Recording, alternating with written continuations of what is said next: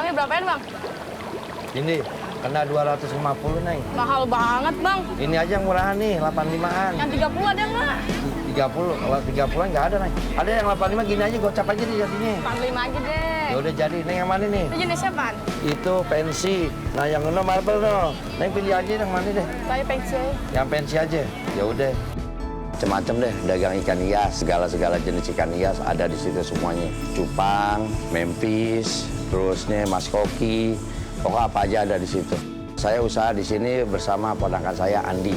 Saya udah 20 tahun ada di situ. Tapi kalau untuk di sini saya udah baru 1,5 tahun. Ikan cupang itu lagi booming. Itu benar-benar luar biasa tuh. Kayak Blue Rim ya, itu bisa ada yang sampai 5 juta sampai 10 juta. Kalau Avatar saya waktu itu jual masih baru ya, belum terlalu ini banget, masih zamannya 700. Kalau sekarang udah sampai jutaan. Itu jenis yang paling mahal antara dua deh tuh, Blue Rim sama Avatar. Waktu itu Doni Kusuma pernah, TJ, Adul juga pernah. Kalau yang kesini waktu itu ada Irfan Hakim, sering situ ke Jatinegara sini, Gisel. Kalau yang namanya dagang susah ya diprediksi ya. Namanya kita orang usaha lain sama orang gajian ya. Cuma kalau kita paling kecil aja bahasa 1,5 juta aja udah pasti dapat sehari. Paling kalau mati, itu kerugiannya paling susah di situ. Karena kalau cupang tuh kalau udah kena sakit juga udah repot, udah susah. Selama kita masih usaha, ya tidak ada kata yang sulit lah. Ibaratnya yang penting kemauan ada, ya udah kita dapat. Alhamdulillah ada aja gitu.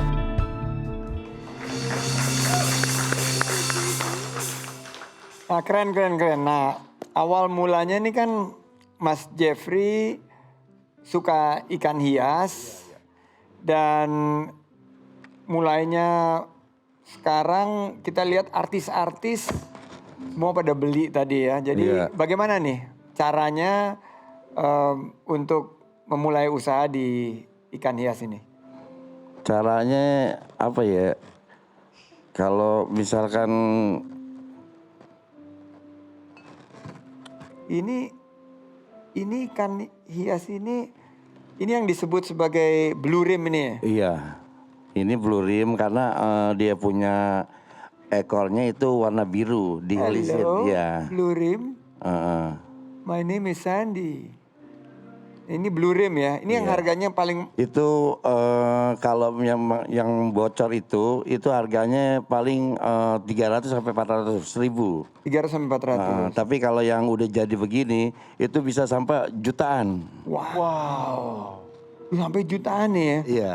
Saya dengar-dengar Blue Rim bisa sampai 5 juta ya? Lebih bisa. Bisa lebih ya? Iya. Aduh. Kalau ini apa nih Mas? Kalau Jeffrey? itu Avatar. Avatar. Iya, Wah, Avatar namanya vampir. kayak film ya. Iya. Warnanya Dia warnanya kombinasinya banyak, terus di sininya ada mutiaranya. oh iya ada pearlnya ya. Iya. Nah ini biasanya koleksi ikan ini dapatnya dari mana? Apakah Banyak harus sih. punya peternakan sendiri? Enggak sih, cuman dikirim aja. Dikirim. Cuman kita udah ke peternak tuh udah langganan gitu. Jadi dia tinggal ngirim, terus kita sortir lagi yang bagus-bagus, baru kita jual. Oke, Pak Andi, saya dulu waktu kecil juga koleksi ikan cupang tapi diadu. Sekarang udah nggak lagi ya diadu ya, itu termasuk kekerasan terhadap binatang kali ya Pak ya? Iya itu. Udah nggak boleh lagi Pak ya? Iya. Nah kalau ikan cupang ini mulai kapan mulai minatnya meningkat? Kalau cupang jenis ini dia baru-baru ini aja Pak. Iya. Karena dia ini kan asalnya dari luar ya Pak ya. Iya. Di daur ulang atau diternak di Indonesia khususnya Pak ya. Sehingga dia mempunyai keistimewaan tersendiri yang ada. Tuh. Dan kalau booming ya soal booming mungkin baru setahun 2 tahun itu Pak. Tahun 2 tahun. Nah, Yang lebihnya ya. banyak yang nanya berapa sih modalnya memulai usaha ini saat Mas Jeffrey, Mas Andi waktu itu pertama tertarik karena memang senang ikan hias. Untuk memulai usaha ini berapa? Kalau saya awal mula modal saya sih nggak besar Pak ya karena ekonomi saya kecil ya. Kisaran 2 juta sampai 3 juta aja Pak awal 2 juta mula. sampai 3 juta. Nah sekarang omsetnya berapa nih? Kalau sekarang omset saya per hari paling besar sekisaran 5 juta, paling kecil 1,5 juta. Wow. Mas Ihsan dari modal hanya 2-3 juta sekarang per hari omsetnya itu bisa mencapai angka yang cukup fantastis 5 juta. Nah, jika kita berbicara mengenai kenaikan harga saat pandemi, apakah salah satunya yang mendapat keuntungan luar biasa justru dari bisnis ikan cupang ini? Naiknya pas saat pandemi ya. Iya Pak, pas lagi pandemi ya. Jadi minat orang di rumah saja itu ternyata mulai mengkoleksi tanaman, terus ikan, mereka mulai mengenali hobi-hobinya sendiri. Nah Ihsan, kalau kita lihat nih ternyata pandemi ini justru mendatangkan begitu banyak peluang. Betul, peluang-peluang baru betul. Nah Mas Jeffrey saya juga mau nanya nih langsung nih. Gimana cara membedakan jenis ikan cupang yang bagus? Ini buat yang awam, kayak saya dari kecil saya nggak kayak Mas Andi ngadu ikan cupang Mas. Beneran deh. Saya tuh ngelihat ikan, kalau ikannya bisa diajak ngomong saya mau deh beli jutaan. Ini kan enggak ya. Gimana cara melihat tipe-tipe ikan cupang yang memang oh ini bagus nih. Ini mahal nih gitu. Oh iya. Pertama kita lihat dari segi warna ya. Terus yang kedua jenis. Dari segi warna itu kita udah bisa membedakan antara yang bagus sama yang jelek. Terutama dia lebih cerah, lebih terang. Terus kebanyakan yang lebih bagus itu yang dari impor.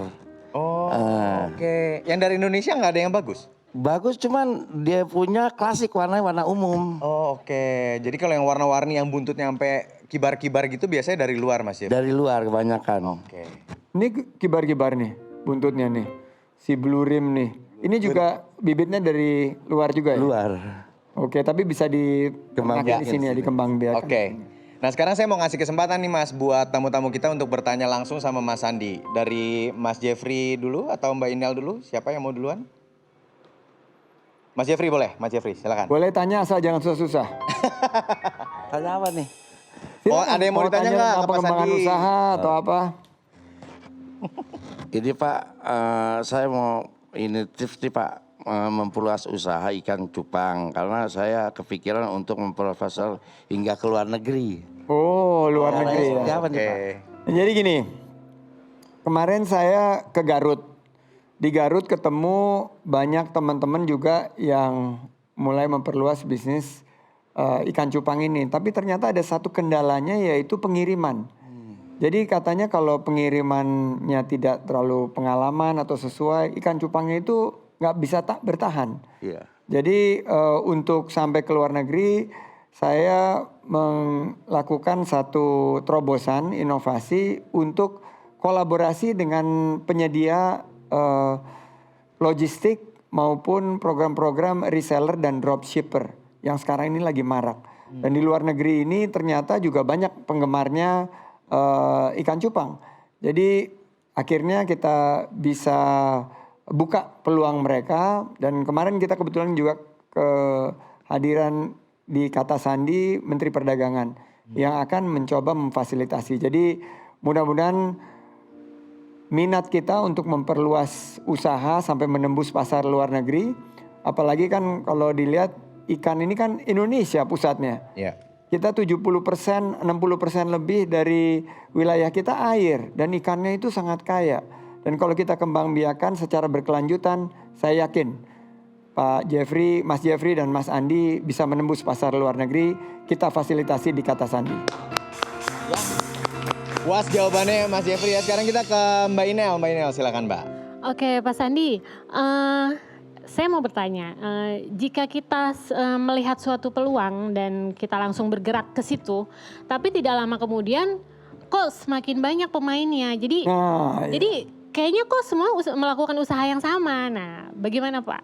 Nah ini yang selalu saya amati juga, bahwa banyak me too atau saya juga mau bisnis itu. Jadi begitu ngelihat satu yang sukses pengen ikut semua gitu. Akhirnya terjadi overflowing atau overcapacity. Akhirnya membludak yang berdagang di situ. Nah, saya selalu bilang bahwa pasar kita besar. Oleh karena itu kita jangan saling sikut menyikut, tapi kita mencari ruang untuk kolaborasi. Karena kalau kita bisa berkolaborasi, pasar kita akan besar, kita akan mampu untuk terus mengembangkan usaha kita. Kedua, diferensiasi. Jadi misalnya kita kalau di sini kan diferensiasinya selain tanamannya adalah potnya juga. tapi juga kita bisa diferensiasi dari pelayanannya. Bagaimana juga kita menyediakan layanan untuk merawat dan memberikan pelatihan. Itu merupakan salah satu diferensiasi untuk memberikan layanan edukasi kepada para pelanggan. Jadi mudah-mudahan nih Restris dan Puci ya, Puci bisa terus eksis walaupun di tengah-tengah persaingan yang besar. Sukses untuk Mbak Inel. Nah, jangan kemana-mana karena setelah ini akan ada kawan saya nih. Ini sohib lama yang sekarang diamanahi di pemerintahan. Dia akan hadir untuk membahas mengenai bantuan sosial tunai di tengah-tengah pandemi yang sudah banyak ditunggu oleh masyarakat Indonesia. Kata siapa? Kata Sandi. Tetap di